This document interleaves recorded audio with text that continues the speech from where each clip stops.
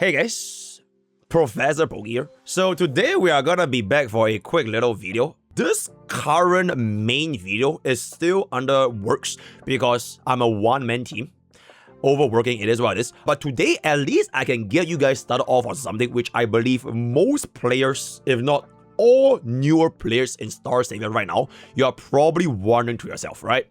The godforsaken tier list. Right, the tier list, right? And as someone that is, I have played JP for like, I think a good 1.5-ish months. And as of right now, my global progression is pretty much capped out, right? I am the rank 1 in my division for tower.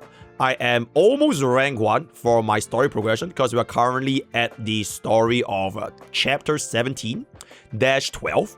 And I am currently quite okay-ishly up there in PvP, which is rank 4.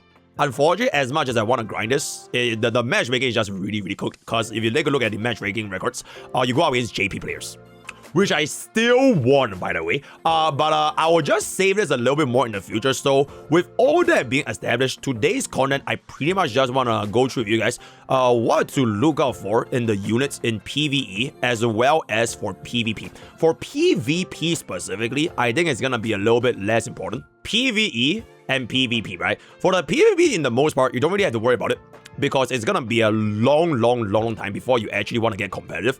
Unless you're a whale, then for the whales, you can watch this part to kind of dip your toes a little bit into the RTA sector. So the main focus will definitely be on the PvE aspect, right? So before we go in, this is gonna be what's gonna be coming out in my following video. I'll be making this off stream after I end stream today. For a little bit of context, right? A little bit of context. If you are a new player to starsavior, right, and you have no idea what each of these units do, because it is your first time playing this game, you don't have any idea how JP, KR, how it works, there's a video for you, right? Then I will not be breaking down their kits like a unit guide, like Asheville guide, 30 minutes for one unit. Doesn't work that way, right? The game itself is actually not that deep. I will go through with it like individually for every specific unit, like a summary slide for every single one of them, so you get like a rough idea of how they work. So that's that. And at the end of the day, a tier list, as well as how you want to take that information for your enjoyment. They are just guidelines, right? They are not rules. You don't have to pull for limit rate 3 Ashira, right? You don't have to run lazy if you don't want to run lazy. You don't have to run Emily. So like, it's all just a suggestion, and it's up to you if you want to go ahead and play the way you want. But my job over here is to try to make the experience for newer global players a little bit easier going forward, right? So without further ado, this is going to be the PvE tiers that we're going to be discussing. We'll start off from tier 0, which is the big tree, all the way down to the bottom. And then I'll just briefly touch on every single unit one by one. And then we'll follow that with the PvP, right? For the actual unit itself, it's going to be a whole slide, but I'll save that for a separate topic after this. So, PvE tier list. The general consensus for PvE, if you were to take a look into the gameplay, is that you will want to mainly focus on operation, right? You want to focus on a team that can push you as far as you can for operation, because this game's progression is basically like nicking, right? You have this AFK sector. Also, the loading screen is really fucking long, but this is basically tied to your AFK progression. So the more you push in the battle sectors, the more AFK loot you get, right? So you ideally want to have a PvE team to take you through for that as a main focus. Other than that, you can also use this as a guideline for your daily farm materials, especially for your hunt quests, because these bosses are actually pretty difficult.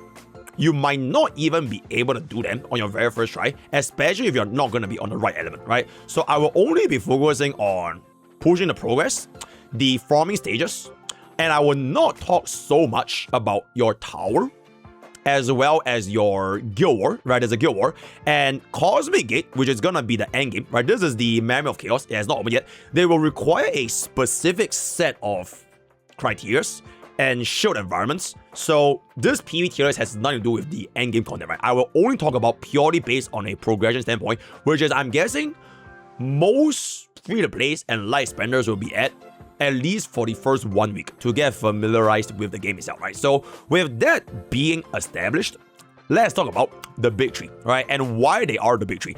I would honestly give a little bit more units to tier 0, but my personal tier list factor as a player myself, I like to keep things like more competitive. So the tier 0 will never ever exceed 3 units, in my opinion, right? So this will be like the absolute best of the best of the best units you can get, which is also what you should probably be re-rolling for if you're still re-rolling in starsavior, right? So these are gonna be the big 3.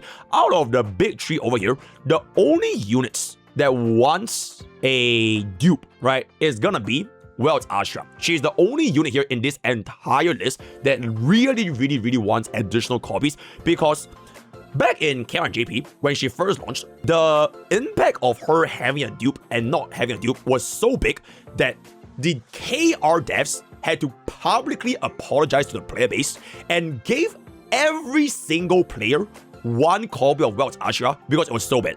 Like, people were like so fucking angry because like the level of strength between no dupe and dupe is staggering, and no other units in this game so far has that level of strength level. I'm not sure if I have like a screenshot of my experience back when I was playing JP. They basically gave us a copy of a Welt's Ashra selector.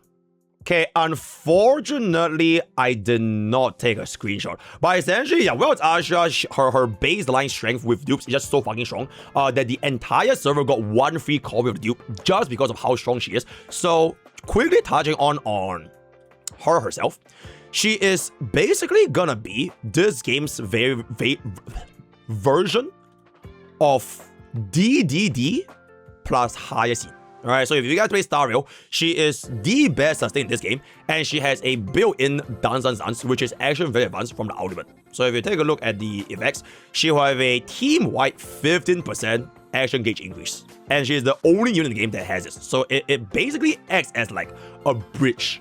If you play Epic 7, right, if you play turn-based games, she will act as a bridge for your slightly slower units. So if your Ashra was faster than their team in turn 1, you bring up your slow mage BDPS, you just wipe your team, right? So in both PVE and PvP, really strong kit. But unfortunately, if you do not have dupe, this is what it says, which is NYM, right? But the moment you have at least one copy, you'll unlock this follow-up attack where you will trigger this basic attack. And every single time you cast basic attack, you will get yourself additional heals, right? You can heal your team based on your max HP, which is why if you were to get this to max limit break, you have 100% chance to get a follow-up attack once you get maximum stacks of insight, which is gonna be opting over battle, right? So TLDR, she is pretty much the most impactful unit that you want to get, especially if you're rerolling.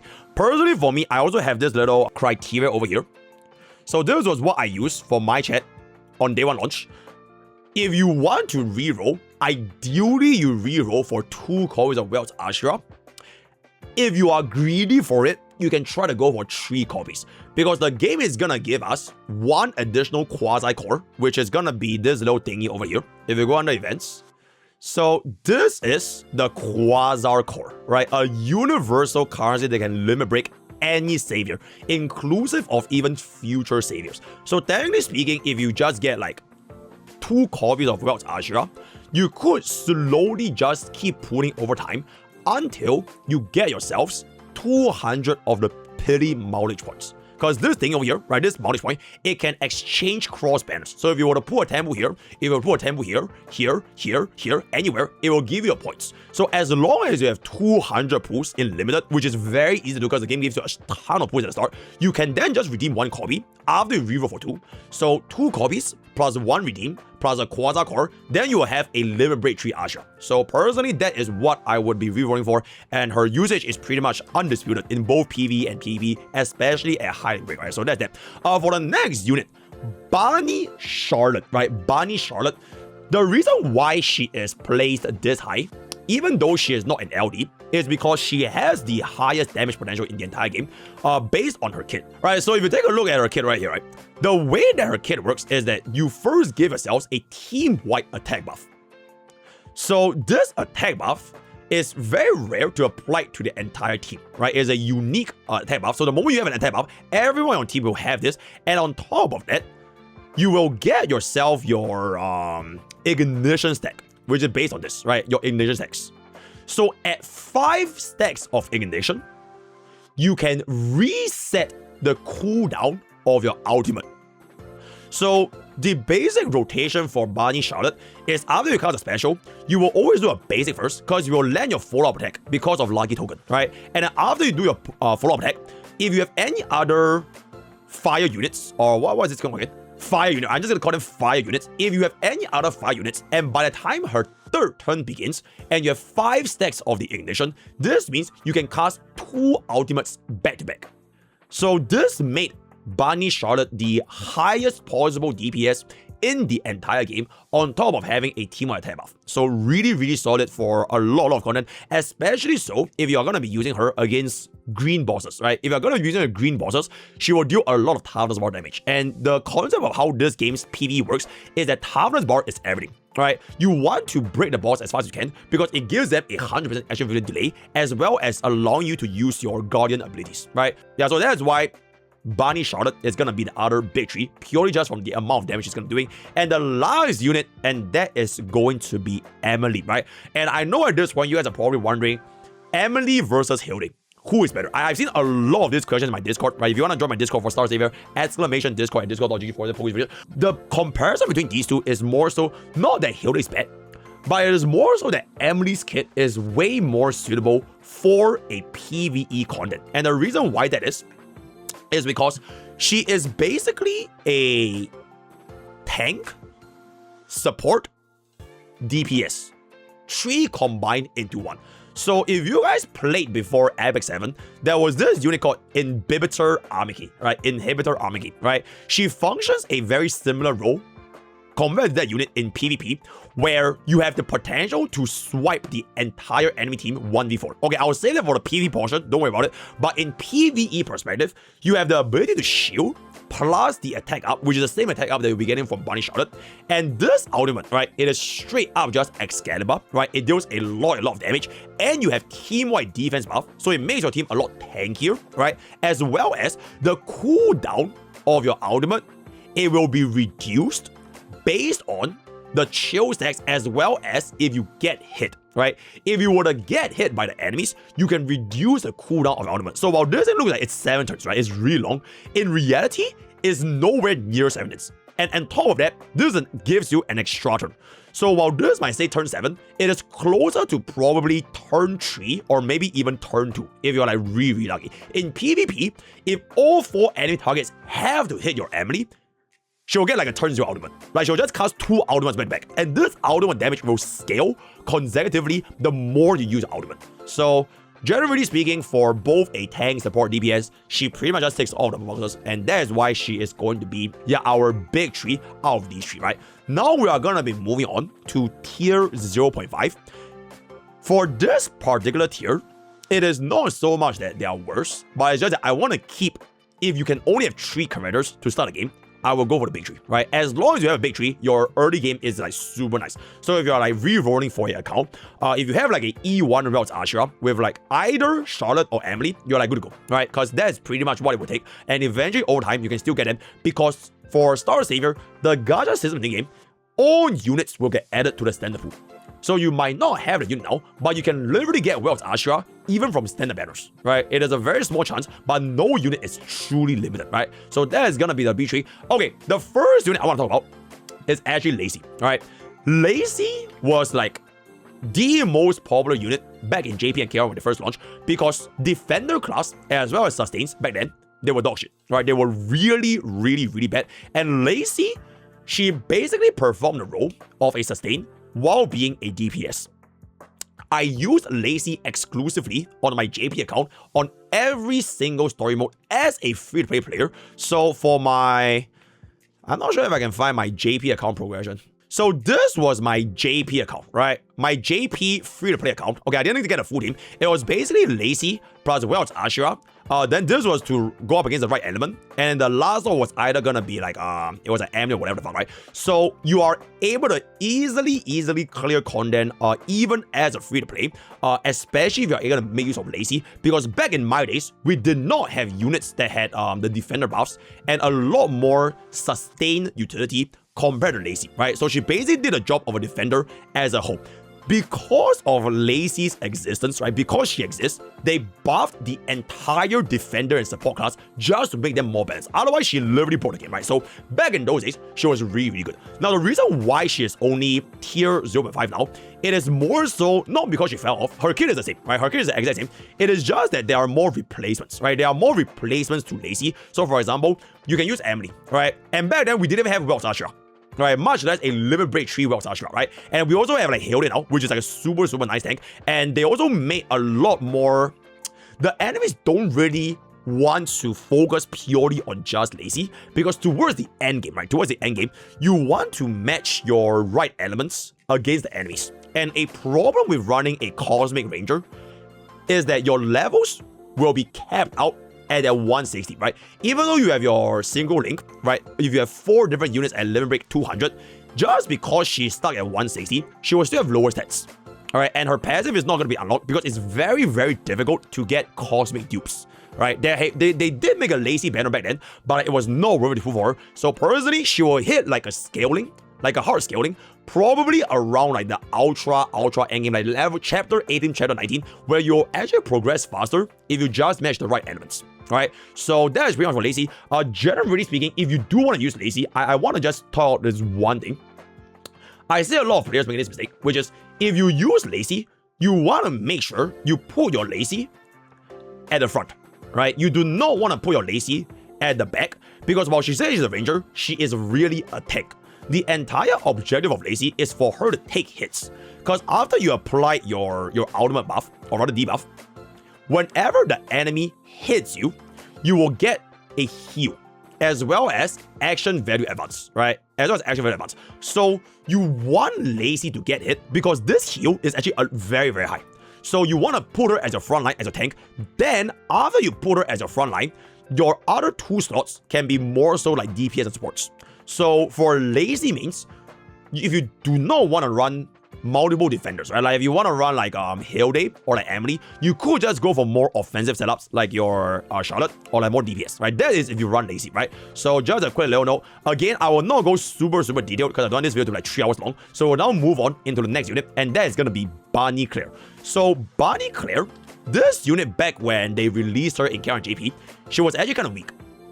She was not that good. So the players complained, right? Then after they complained, the devs buffed her, but they buffed her so much, she was the tier 0 DPS in the entire game for a very, very long time, at least up until Barney Charlotte. So right nowadays, for Claire as well as Charlotte, you can kind of see them as like a flex pick between both units. So for example, if you're going to be going against green teams, green enemies, you'll run a fire unit, so you can deal tons of more damage. Then if you're going to be going up against a fire unit, right, a fire boss, then you can run Claire to deal more damage, right? Because Townless Bar, managing the element is very, very important for them, right? So for Claire's kit, she has a lot of free crit rate, right? Free crit rate. Wait, hold up. Yeah, she has a lot of free crit rate baked into the kit, which makes her build like very, very easy. So you can see right now I have 74% crit rate. It is actually super overcapped because her unique passive gives her 6% times 3, which is going to be 18% crit rate, and the ultimate gives you another crit rate buff by 20%.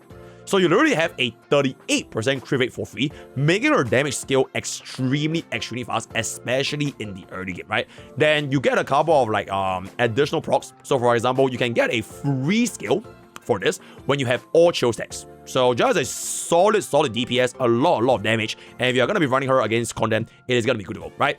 Now for the next unit, this was a newer unit that came out with Barney Charlotte, which is gonna be Barney Frey. So the way Barney Frey works, she is somewhat like a support plus DPS combined into one. So if you take a look at Barney Charlotte, right, she gives your team a team-wide, attack buff, and she deals high single target damage. Then for Barney Frey, she basically gives your team a team-wide crit buff, right? Instead of attack, it's a crit buff. And then her ultimate is AoE instead of single target. So while her kit is honestly really good, it's very comparable to Barney Charlotte, but her single target burst DPS is not as high. And in Star Savior, when you're pushing through PVE stages, generally speaking, you would prefer to have higher single target damage because the majority of the bosses you're facing is always one main boss with 2 spots, right? Two random mobs. So single target DPS tend to do better because they can kill the boss faster. You can mostly just ignore the other 2 mobs most of the time and you just focus on the boss itself, which is why her placing is not gonna be as crazy as compared to Bunny Charlotte, but she's still really, really good, right? So if you get her, you are definitely gonna be able to use her as well, just that she's more towards AoE side, right? And the last unit is going to be this thing called Muro, right? She is kind of like the Yada girl in starsavior. So she's basically like the Yada girl of starsavior. She whines a lot and all that. Her kit essentially revolves around this thing called extending all enemy debuffs. So if you play team comms like Lazy, right? Lazy is a unit that relies on the enemy having debuffs. And if you want to apply more debuffs, like defense down, speed down, accuracy down, then Muro is one of the only units we have right now that can extend them by 1 turn. And because of how Starsavior's action value works, if you break the boss, he gets pushed back by 100%, which means all debuffs will also extend by the same amount. So she is a very, very solid commander if you're going to be going for the debuffer route, right? So if you're going to be running Lacey, you're going to run like Lydia, you run any other unit that can apply debuffs, she is definitely going to be able to work on that. And on top of that, this team-wide attack now, right? It is a very, very, very, very strong. In fact, I would say this is a top 3 debuff in the entire game because the damage formula in this game, right? It is simply their attack versus your defense. That's pretty much it. So the lower their attack, like the gap between the attack and defense, the smaller this gap, you will receive a lot lower damage. So a 30% attack down, for now, it might not seem like that much, but when you play against endgame bosses, like in Chapter 18, Chapter 19, you will see how much lower damage this actually is when you get it, right? So she is a very, very solid unit, and if you're going to be raising her right now, she will definitely also get the job done for you, right? Now, moving on into the Tier 1 category. The Tier 1 category is like, they will not be your core units, but you can use them for a lot of different places if you can make the team around them. So for this unit, Ida, now unfortunately I don't have her on my main account, but she got drastically buffed in the KR and JP patch because she was dog shit. She was literally like tier 4, right? She was unusable, but they buffed her a lot.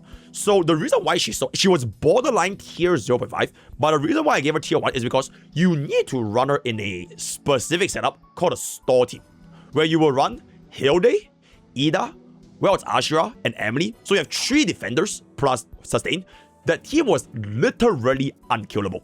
So what she does, she is basically like a fusion, right? She has damage mitigation and she has shields. So if you run a full store tank team, the PVE stages for Starsavior, they have no rage mechanic. So you can store a team for like 10,000 turns. It doesn't matter. So you can just let it run and you will be able to clear much harder stages simply because the bosses cannot sustain and there are no rage. So you just store and you store and you store and store. But you do need to at least make sure that your team can stay alive, which is why she's gonna be tip top of tier 1. But if you can make it work, she can be a tier 0.5 tank for you, right? So that's that. Okay, for normal Charles, right? Okay, she's called Haiti.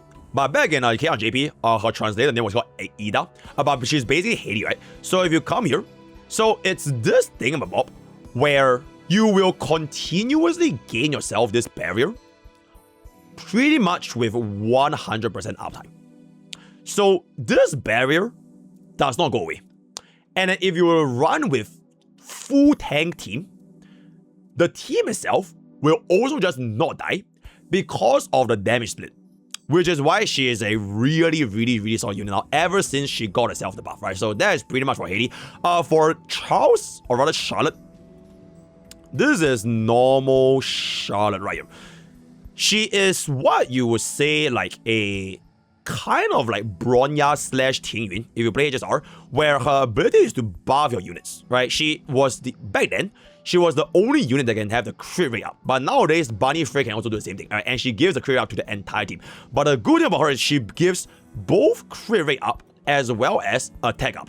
If you eventually make this out, you will have 100% chance for attack up. But this is a very expensive investment, right? And if you guys have played this game for a while, you will notice that your materials needed to level skills, they are like super little. So while Charles could see a lot of value, especially if you get it to level 10, you have a 4-turn cooldown while getting extra turn. But this is a super high investment, which I wouldn't really recommend for most players, especially at the start. I would only focus on characters that don't really need as much skill levels, right? Because most of them, you are stopping at 366, just for the CDR decrease, right? So there's that for the skill. And the ultimate is a big damage with, once again, attack down. Which is, once again, I said, this debuff is very strong, especially if you're going to be fighting bosses that are dealing way too much damage for you, right? So just one of these two, she's going to be up in there for tier 1. Yumina. Okay. Yumina was a relatively newer unit that just came out. So not a lot, or rather not enough testing has been done. But the way that she functions is she has barrier penetration, right? Where is the... Okay, this bleed debuff, it has barrier penetration. So if you're up against bosses that have a lot of barriers, a lot of shields, she can technically just ignore barriers and just continuously apply this bleed and deal a ton of damage. Generally speaking, because she's also going to be focusing on, she has AoE, right? She has single target. I would say she's going to be good enough, but I don't think she is going to be on the same caliber as compared to a traditional crit DPS, because she's a bit of both. Right, she's like a bleed DPS plus a normal attack DPS for both crit as well as attack. Because bleed scales with attack, but you also want crit. So she can be a bit difficult to build if you want both crit and attack at the very same time. But overall, a decent enough unit to be placed in tier 1. Okay, for these 3 units here, I placed them all side by side because they basically perform a similar role. And I call this role like the breakers. So Lo, Tanya, and Petra Hachimi, they have a lot of toughness bar damage because they are all pretty much single target, right? So it's Lo, Lo, right? This is Lo, and then this is gonna be Petra, right? This is gonna be Petra, which is the same. I think she has like a very similar VA as Hachimi, and then this is going to be Tanya.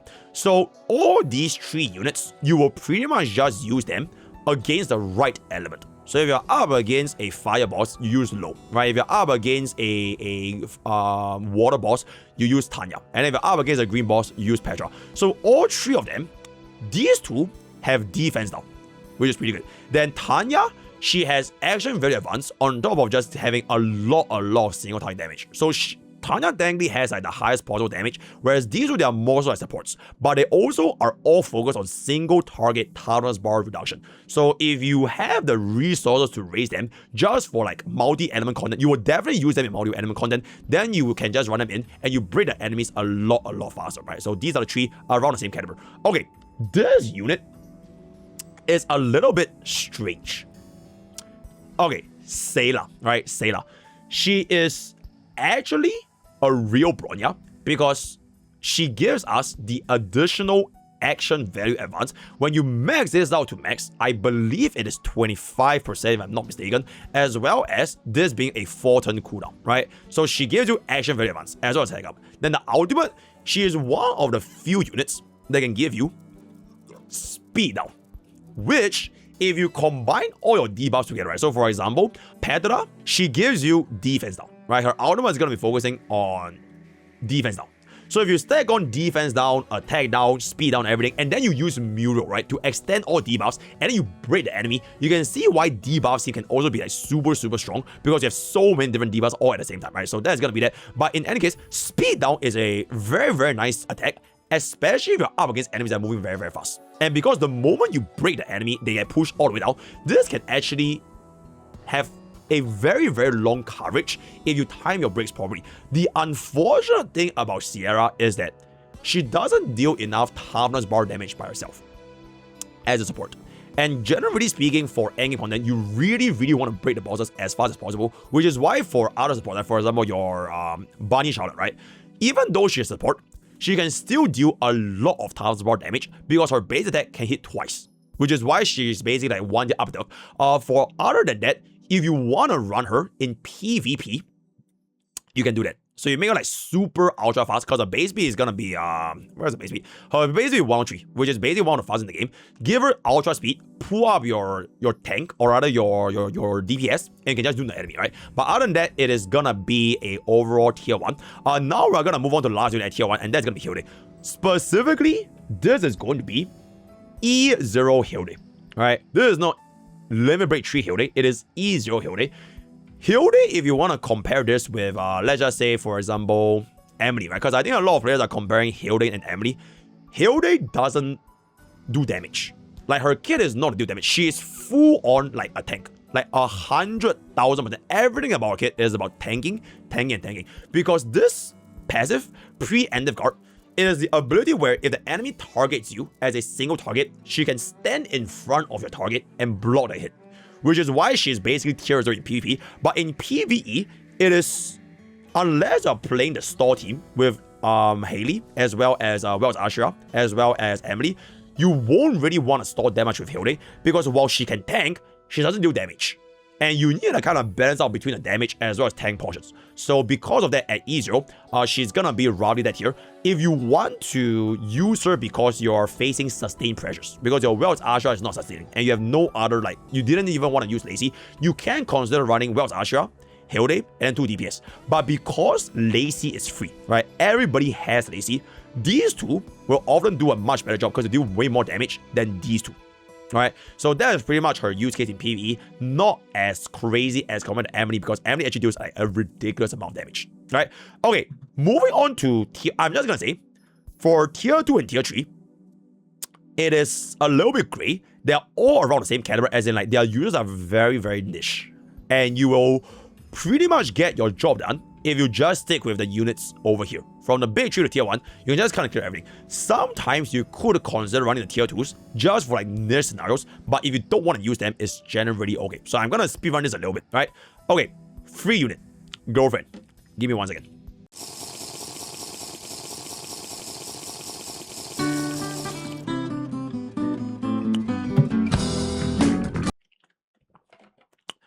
Oh shit!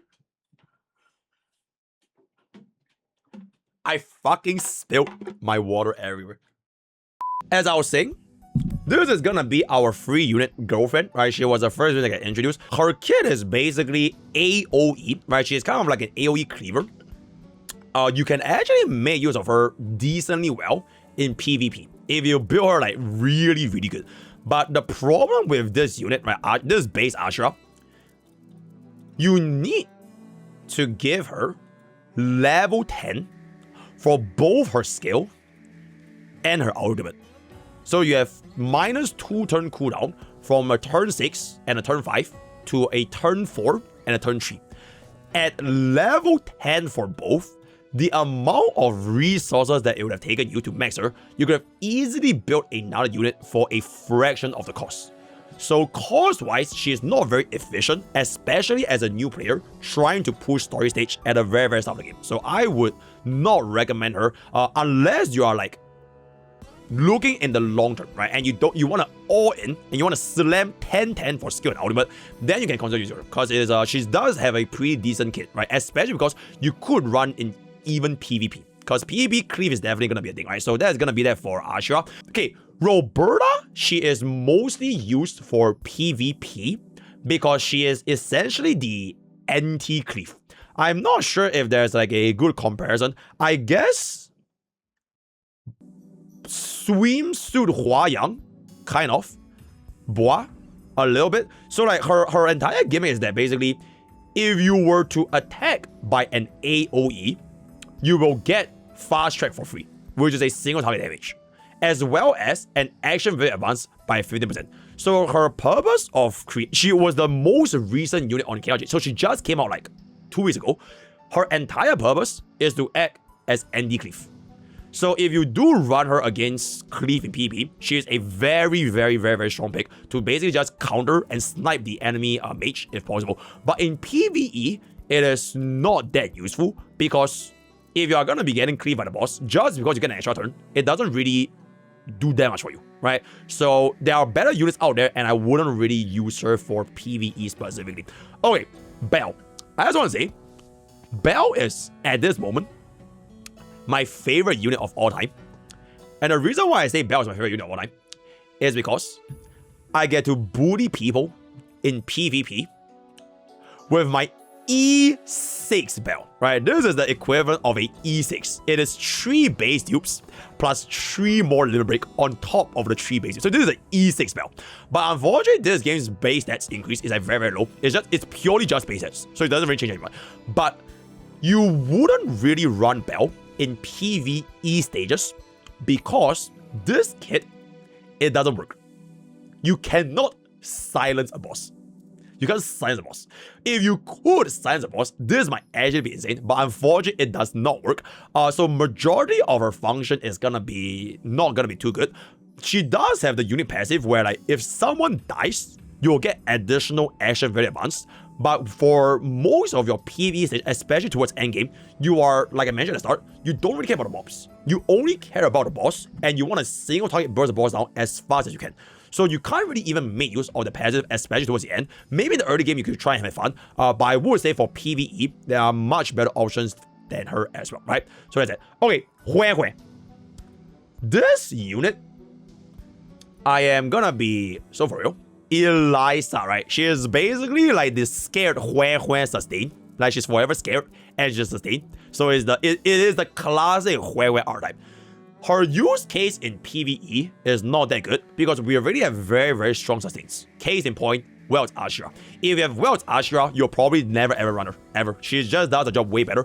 Her gimmick is basically global passive, right? She is the only unit in the entire game that can bring back the dead. So if one of your teammates die, you can bring them back. She's the one that did it. But in PvE, you don't really care about this because most situations, you won't die in like the first couple of rounds, right? Even if the boss were to nuke that one unit, you are better off just running a more consistent sustain instead of preventing death with this ultimate. But she is ridiculously fucking good in PvP. Because in PvP, the meta is basically cleave versus anti-cleave, right? Cleave versus tank down. So if you are gonna be playing up against Cleave and you run Eliza and you just make her like, she's like, what's the girl's name again? She's like the girl that can bring back the dead. I forgot what's her name. Is it Rowana? But yeah, she's really, really good in PvP, especially against Cleavers. But in PvE, the revive usage is not that good, right? So that is pretty much why she's gonna be up in there. This is an assassin unit. I'm not even sure what she's called in English actually. Abnindale, right? Yeah, Abnindale. They did buff her kit, so she gets the extra turn now. So you can actually cast it by a pretty fast frequency. But generally speaking, it is just not enough damage. You don't have enough utility, so it is what it is. Okay, for Luna and Dana, right? These two units, for Luna as well as Dana, you wouldn't really run them in PvE, at least in story progression, because like I mentioned, single target DPS has more priority than AoE DPS. But there is an exception, which is for Luna. She is exceptionally good against this one boss, which you probably have already seen. It is the guy that goes to stealth. I believe Rose is a Void Marauder, right? Like, this is the guy, right? Yeah, this guy. So she is perfect for Void Marauder because all 3 of her hits are AoE. And the only way you break stealth is with AoE. So Luna is like the perfect counter to these kind of bosses. And if you have a decently raised Luna in PvE, you can run against these kind of bosses to break stealth every single time and allow you to keep attacking bro, right? So that is bro's only other use case. Other than that, it's not that crazy. Hardy Frame, these two are like the buff sustains. But because we already have such a strong sustain, like the big tree, right? We have Welt's Ashura. They just don't really see much play, so this is what it is. Omega is kind of like Dana. She's also a green caster, but you can mostly run her in mono element teams. So for Omega's kit, she relies on getting leap stacks. So Omega, right? Her entire kit is to get leap stacks when you have a star attribute ally, which is the green ally. And then when you have enough leap stacks, you'll gain this power up star, which will buff your special skill. So you want to ideally hit 3 stacks of power up star as fast as possible so you can deal as much damage as you can, right? So this is like a repeated trigger for your skills. But mono element teams with Omega is gonna take a while to get there. She can see some usage in pushing tower or like cube palace, but generally speaking, because all her kits are mostly tied to the skill, it is not as good when you have much better options from the first 3 tiers, right? So that's gonna be Omega. For tier 3, I'ma just keep it a buck. You'll probably never see them. So I will keep it in like one sentence summaries. Bad. Bad. Bad. Bad. She has defense down, right? Smile does have defense down, but it's still bad. Bad. This is QQ, by the way. Barney, what's it? Barney Scarlet. Her entire kit is basically praying you get a right roll to deal damage, but it's bad. Then Lydia, you can use Lydia as like a debuff attack DPS. Like for example, you run Lydia with Muro, with like a Petra, and you run like Lacey. You could run this working, but Lydia's personal like utility for like PVE is very hard to make use of when you can just straight up use brute force DPS like Barney Charlotte, or just use like Emily. So even though she is meant to play as like a debuffer, it's like if this was Kafka, right? Our Black Swan is not doing too good. That is kind of like why she's over here, right? So those are gonna be my personal PVE tier list.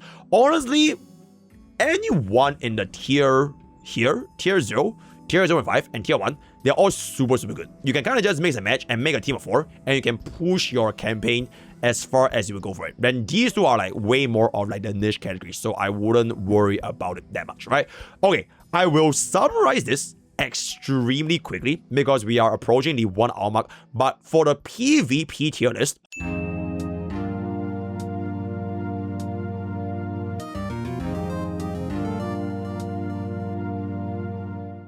to understand how PvP works, it is cleave, where you want to be faster than your opponent. So you will deal more damage. You will slam your damage as fast as possible to instantly wipe out the opponent carry. So that's cleave versus tank down, where you want to survive, or you want to survive the cleavers. So after you let them take their first turn, you will counter attack them, because for cleavers, their teams are very squishy, right? So if you can survive that first hit as a tank down, you will pretty much be able to deal with the rest of the team very fast, because they really use the ultimate, use the skills, they have nothing left, right? So that is kind of like how meta works in PvP. It's a little bit difficult to describe exactly why they are the tiers they are, because the bans and picks are very fluid, right? You can't really have like a perfect draft every time. So for example, right, even though Wells Ashira, Hilde, and Bell, they are like super fucking strong, the chance of you getting all 3 is almost impossible. Almost everyone will be banning either Wells Ashira or Hilde, right? Hilde is super good, and even if you do not pre-ban them, even after you pick them in your team, you can still get banned by the opponent. So while they are the big 3 of PvP, the actual times where you see them is probably very low. Alright, so to kind of summarize a little bit more straightforward, I already said everything I said for about Ashira, so that's that. Hilde at Limit Break 3, she's Baranga, right? She's Baranga from Epic 7. If enemies want to target your squishies, she has the preemptive chance to block for them for any single target damage. So she can literally just stand in front of the unit and they cannot touch your casters or like your squishy assassins at all. Which is why this is a super strong PvP unit. But unfortunately, the preemptive chance is gonna be a little bit of a whale bait, because if you take a look into your probability of triggering the preemptive guard, it is going to be tight based on this, right? At level 1, this is 10%. 2 is also 10%. Only at 3 and 4, this goes to 30%. And then if you have a signature weapon, it will be plus 20. So only at dupe 3 with signature weapon, you have 50% preemptive guard, which will make it a lot more consistent in PvP. If you kind of just want to do one copy, at least get her signature weapon so you can bring this up to 30%. Because the time you go from 30 to 50 is 3. It's 3 and 4. Right, because 2 does nothing. It just gives you hit magic 3, right? So that's that for Hilda. Okay, the reason why Bell is tier 0 is because her kit is designed for PvP, right? Because this is 50% AV advance for every single time either an ally or an enemy dies. And in PvP, you kill the units a lot faster in PvE. So she is kind of like, at any point of time, if you or the enemies get 1 unit fallen, she can cut in for 50% action value, and her damage is pretty fucking crazy. And on top of that, she is the only unit, right, one of the only units to disable the enemy from casting their ultimates, which is super important. Because in games like Starsavior and like Epic 7, everybody has their ultimate at the start, right? You always start your battle with an ultimate. So if you go first and you silence them, you silence a DPS from casting ultimate, they can only do basic, which is a huge DPS loss, right? It's a massive DPS loss.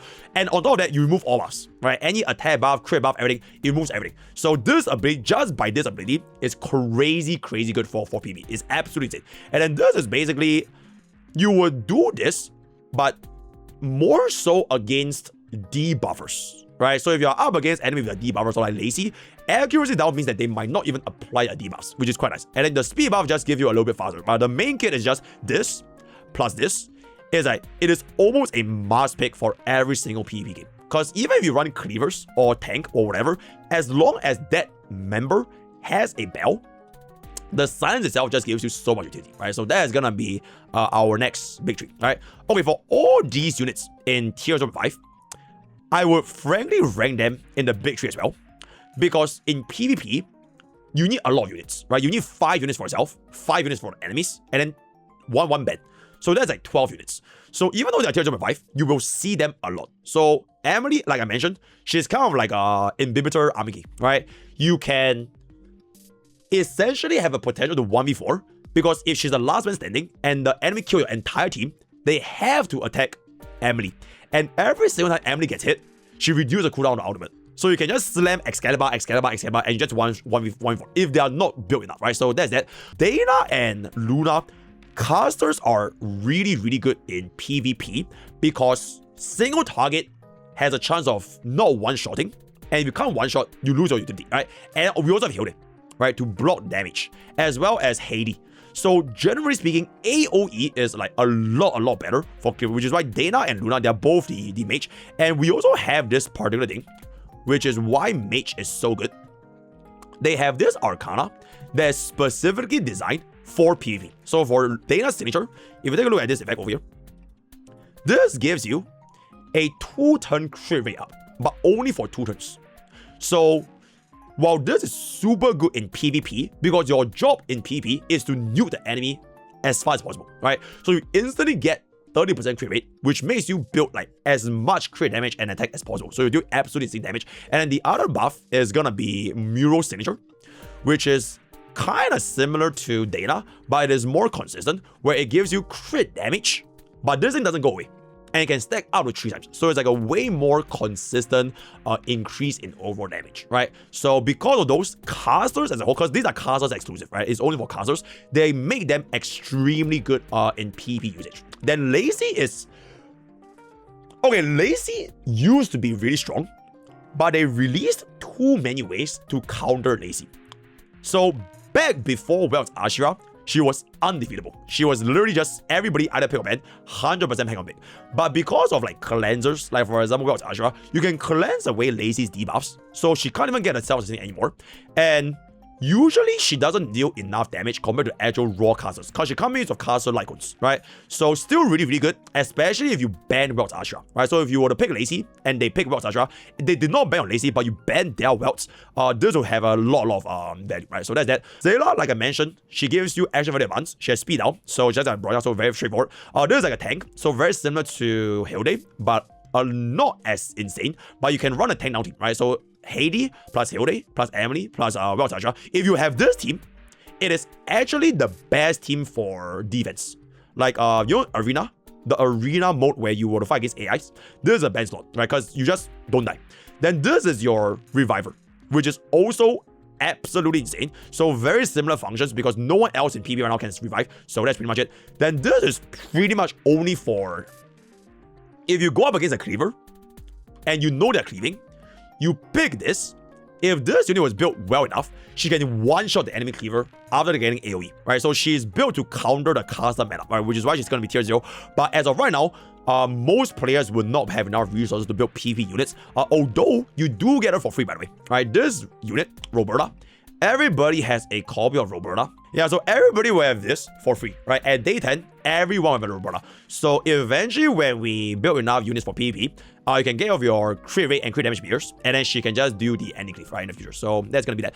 Tier 1, they mostly are doing the same roles as tier 0.5, like DPS. So your Bunny Claire, Charles, your Bunny Charles, Bunny Charlotte, all these like assassin-based single target DPS, they are still very strong, but because of the way tank down is shaping up, you can't really one-shot anyone anymore, right? Because the whole purpose of running assassin is that if you can one-shot their carry first, then you win. So if you can get that going, that's fine. But unless you don't have a good enough caster, I will prioritize casters over assassins or single target DPS, right? So all these units, they kind of serve like similar role. So these are the breakers and everything, so not too much to say over here. Then from tier 2 and tier 3, you pretty much don't use them because the pool for PP is very limited, right? The units and the meta is really more or less taking shape. So because all these units are so strong, you don't really have a chance to make use of the tier 2 and tier 3s. So that is pretty much for the PvP tier list. It's a lot more general because most of you guys are not playing PvP. In the future, we can have like a more in-depth meta when more players actually get on, right? So I will end off this video over here. It is almost 1 hour of yapping non-stop at W overworking. Let me know what you guys think in the comments or any questions. Leave down in the comments below or join our Discord. I will try to answer as many as possible as I am absolutely addicted to this game, right? So word of the day is going to be tier list. Join Twitch, join YouTube, join Kick. Use code POKE for 10% off gamer subs. I'm sick and I'll see you guys next time. Thank you.